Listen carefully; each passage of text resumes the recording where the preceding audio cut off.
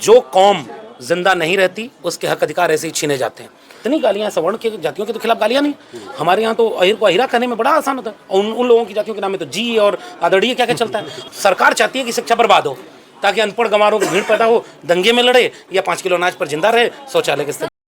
ये इस देश के लोगों के लिए एक लिटमस टेस्ट भी है, और हम लोग जैसे लोग पिछले कई वर्षों से सामाजिक न्याय की जो लड़ाई लड़ रहे हैं, वे बार बार एक सवाल उठाते हैं कि जिस देश में मीडिया में बहुजन SC ST OBC नहीं होंगे, जिस देश में जुडिशरी में SC ST OBC नहीं होंगे, विश्वविद्यालयों में SC ST OBC नहीं होंगे, या महिलाएं हर जगह जोड़ लीजिए, वो देश सबका नहीं बन पाएगा।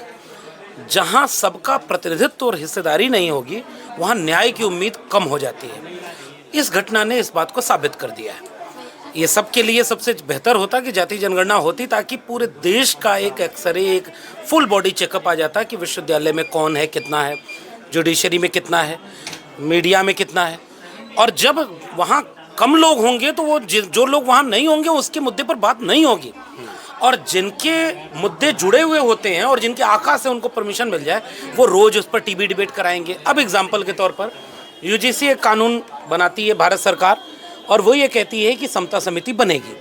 समता समिति में जो बात नहीं लिखी है या आधी अधूरी अस्पष्ट है, उसको लेकर देश में एक छोटा सा तबका सड़क पर उतरता है, प्रधानमंत्री नरेंद्र मोदी को उनके जाति के नाम पर गाली देता है, उनको कब्र खोदने के नारे लगाता है, और देश में गधा घोड़ा का उपमान बना करके इस देश के संवैधानिक ढांचे पर हमला करता है। मीडिया में फुटेज पाता है, प्राइम टाइम डिबेट होती है, और कोर्ट में तुरंत सुनवाई मिल जाती है। SIR जैसे मुद्दे पर कोर्ट रोक नहीं लगाएगा, लेकिन इस मुद्दे पर पहली ही सुनवाई में कोर्ट ने रोक लगा दी। ये क्रोनोलॉजी क्या कहलाती है?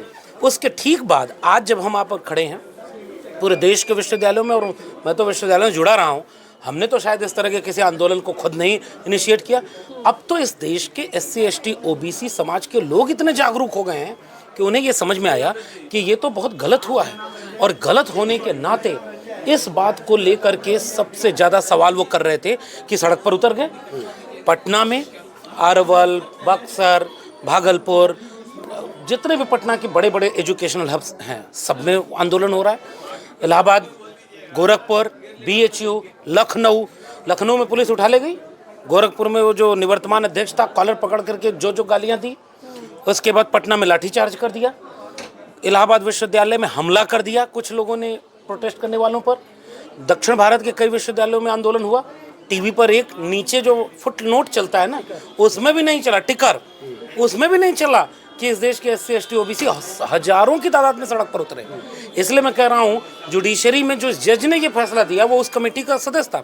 मैं जहाँ से बात शुरू किया वहीं ख़त्म कर रहा हूँ कि जब तक जाति जनगणना नहीं होगी इस देश में, जब तक हर एक संस्थान में SC ST OBC महिला सबका भागीदारी नहीं होगी, ऐसे ही भेदभाव दिखते रहेंगे, तो कल को तो ये नारे लगने लगेंगे कि जुडिशरी में भी आरक्षण लागू करो।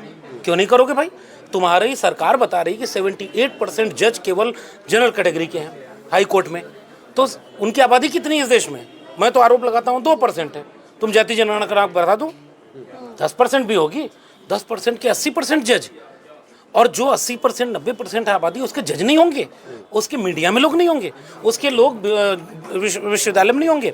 तो ये देश इतना बंटा हुआ है, इतना विभाजित है, जो बीजेपी की सरकार इसे और बांट रही है, और ये खतरनाक है। लेकिन वो तो ये कह रहे हैं, आरोप लगाते हैं कि ना तो मीडिया में इनके पास टैलेंट है, ना प्रोफेसर बनने का, हाँ, ये योग्य नहीं है। EWS आरक्षण संविधान के अनुच्छेदों में जिस आधार पर आरक्षण देने का प्रावधान था उसके खिलाफ जाके आया। आरक्षण कोई गरीबी उन्मूलन कार्यक्रम तो है नहीं, लेकिन EWS को गरीबी के आधार पर लाया गया।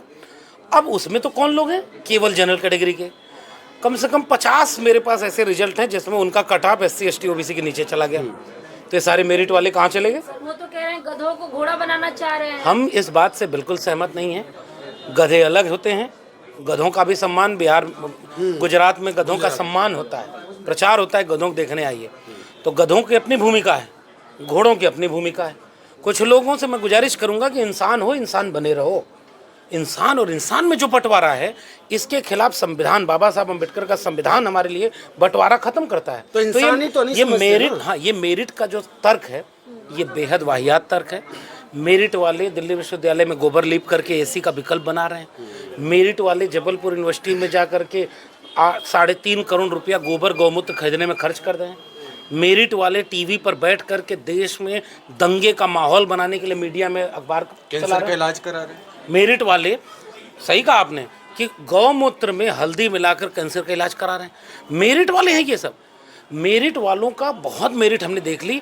मैं तो बहुत धन्यवाद देता हूं कि दंगा कराने वाली मीडिया में, सच छिपाने वाली मीडिया में, नफरती एजेंडे में, विश्वविद्यालय में ये जब जो जितनी बर्बादी हो रही है इसकी पॉलिसी बनाने वालों में, जुडिशरी में, इसमें बहुजन कम है, शायद नहीं के बराबर है। तो ये मेरिट वाले ही देश। तो IIT IIM कुछ हैं 2-4 जो आपकी इज्जत बचाए हैं, वो 150-200 ऐसे हैं। यूनिवर्सिटी पहली कौन सी है? दिल्ली यूनिवर्सिटी, और वो भी गोबर लिपने के पहले वाली। अब आप नया बिल ले आ रहे हो UGC को खत्म करके विकसित भारत शिक्षा अधिष्ठान, और सब अंबानी अडानी को बेच रहे हो। कल को ये सारे विश्वविद्यालय में ऐसे ही फंडिंग नहीं देंगे तो ये जो 328 पर दिल्ली विश्वविद्यालय है वो गिरा नहीं, वो वहीं है। वो जब मंडल लागू नहीं हुआ था तब भी वहीं थे, आज भी वहीं। मंडल लागू हो गया तब भी वहीं हैं। इनके विश्वविद्यालयों में कूड़ा भरा रहता है। अच्छे प्रोफेसर हैं, हमारे भी बहुत सारे अच्छे प्रोफेसर थे, उनको मौका कम मिल पाता है। बुरे लोग अभावी हो गए और RSS ने सब बुरों को एक साथ जोड़ दिया। वही प्रिंसिपल, वही वाइस चांसलर, वही प्रोफेसर, वही डीन, वही, और सब कबाड़ा कर रहे हैं। तो ये कहाँ से दुनिया में रैंकिंग ले जाएंगे? और ये सरकार चाहती है कि शिक्षा बर्बाद हो ताकि अनपढ़ गंवारों की भीड़ पैदा हो, दंगे में लड़े या 5 किलो अनाज पर जिंदा रहे, शौचालय का इस्तेमाल करे। ब्राह्मण समाज कह रहा है कि एक रोवा नहीं उखाड़ पाए और कुछ ही दिनों में हमने बिल वापस भी करवा दिया। उन सबों का मैं कोई टिप्पणी नहीं करूंगा। मैं ये कह रहा हूँ कि सरकार ये करवा रही है। ये बीजेपी चाहती है इस तरह बयान दे करके SC ST OBC को उकसाया जाए। वो चाहती है कि इस तरह का अपमान करके SC ST OBC सड़क पर आकर के हिंसा करे। मैं कहूँगा SC ST OBC से बाबा साहब अम्बेडकर का संविधान हाथ में रखना, अपने हक को लूटने मत दो। जो कौम जिंदा नहीं रहती उसके हक अधिकार ऐसे ही छीने जाते हैं। हक अधिकार बचाने के लिए लड़ना पड़ता है। लड़ने के लिए संविधान का रास्ता अपनाइए। संविधान, आप हिंसा करेंगे, आप एक बयान ऐसा दे दीजिए तुरंत बुलडोजर चलेगा, मुकदमा हो जाएगा। तो इस तरह की हिंसा की प्रतिक्रिया बहुजन समाज न करे।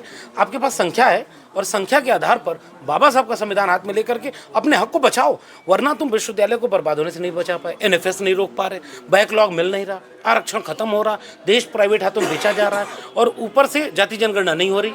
तो फिर आपके मुद्दे हैं कहाँ इस देश को चलाने? PM मोदी का सवाल ले लेते हैं। उन्हें जाति सूचक शब्द बोले गए, PM मोदी का कोई बयान नहीं आया, BJP से भी कोई बयान नहीं आया, लेकिन हमने देखा कि आप लोग खुल के इस बात को रख रहे हैं। तो जब BJP को आपत्ति नहीं है, प्रधानमंत्री को आपत्ति नहीं है, तो आप लोगों को आपत्ति क्यों? हम चाहते हैं कि इस देश में किसी भी व्यक्ति को उसके जात के नाम पर गाली न दी जाए। इस देश के SC ST OBC, मैंने किताब लिखी जाति जनगणना, उसमें कुछ गालियों का जिक्र किया है। मैंने पिछले 100 साल में जो SC ST OBC का आंदोलन था, वो आंदोलन कैसे खड़ा हुआ, अगर जाति जनगणना न होती तो वो आंदोलन 1931 तक मजबूत नहीं होते। और जब वो जैसे यादव लोग थे 1911 में, मैंने अपनी जाति जनगणना वाली किताब में लिखी, 11 और 25 तक के बीच में जनेऊ पहनना शुरू किया, जनेऊ आंदोलन, हत्या हो गई, हमला कर दिया, घेर के मारते थे। कुर्मी क्षत्रिय महासभा, कोयरी क्षत्रिय महासभा, यादव क्षत्रिय महासभा क्यों बनी थी पता है? क्योंकि हाँ, क्योंकि वहाँ पर 2 कानून था। अंग्रेजों को ये समझा दिया कि क्षत्रिय ही बहादुर होते हैं, तो सेना में भर्ती वो केवल क्षत्रियों को करते थे। तो इन किसान जातियों ने कहा कि हम क्यों नहीं क्षत्रिय हैं, हम क्यों नीचे हैं, जरा बताना। मौर्य वंश हमारा, पाल प्रतिहार वंश हमारा, गुर्जर वंश हमारा, हम भी क्षत्रिय हैं। इसी वजह से आगरा से जाटव का उदय हुआ। हाँ, अरे भाई वही महासभा, सारी महासभा बनी, और आदिवासियों की भी महासभा बनी। वो क्लेम कर रही थी कि मेरी आबादी इतनी है, मुझे सम्मान और हक, अधिकार, सम्मान, संसाधन सब चाहिए। जब वर्चस्व टूटा ना, तो उस टूटने की वजह से इन लोगों ने पूरे देश में आपस में लड़ाना इन्हें शुरू कर दिया। तो मैं केवल उनसे ये कहूँगा कि गाली कोई किसी को न दे, लेकिन कितनी गालियाँ, सवर्ण के जातियों के तो खिलाफ गालियाँ नहीं। हमारे यहाँ तो अहिर को अहिरा कहने में बड़ा आसान होता है, और उन लोगों की जातियों के नाम में तो जी और आदरणीय क्या क्या चलता है। हम चाहते हैं कि जितना सम्मान हम तुम्हारा करें उतना सम्मान हमारा करो। बाबा साहब का विचार है, डॉक्टर लोहिया कहा करते थे जाति तोड़ो। तो हम नहीं खुश हैं इस बात से कि प्रधानमंत्री को गाली दी गई। वो तो एक तो तेली हैं भी नहीं, तेली और घांची में बहुत बुनियादी अंतर होता है। घांची घी के व्यापार से जुड़े हुए लोग हैं, मजबूत लोग होते थे, और बाद में उन्होंने OBC में अपनी जाति जोड़ दी। चलो फिर भी एक फर्जी ही सही, हम इस तरह के डिबेट को मान भी लें, तो उनको तुम तेलिया कहोगे? तेली इंसान नहीं होता। तो जतरा बिगड़ जाए, एक लालू यादव का भाषण जाके देखिएगा कि हम लोग घर से निकलते थे तो ये ब्राह्मण सब समझा के बैठा रहता था कि तेली ने सामने पड़ जाए तो जतरा बिगड़ जाएगा। इतने कोयरी का लइका कलम से हीन, और हाथ में खुरपी मोथा बीन।